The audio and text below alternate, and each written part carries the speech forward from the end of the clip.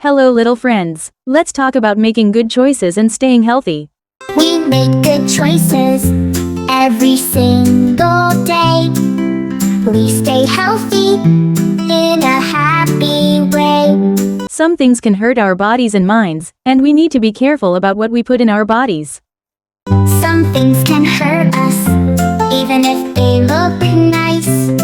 We need to be careful and make good choices, right? Sometimes people might take drugs because of peer pressure or curiosity, but we can always say no and make good choices.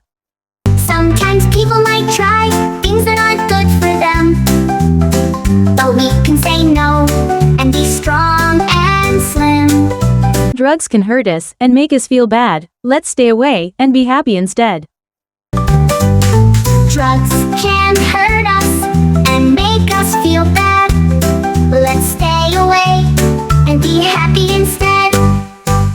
Let's stay away from sweet sugar-coated tablets that can harm our bodies. Sweet treats might look fun, but can be bad for me. I'll choose healthy snacks and stay happy and free. We can always say no to things that might hurt us and choose healthy alternatives that make us happy. We can say no and make good choices too. We can play and have fun with friends who care about you.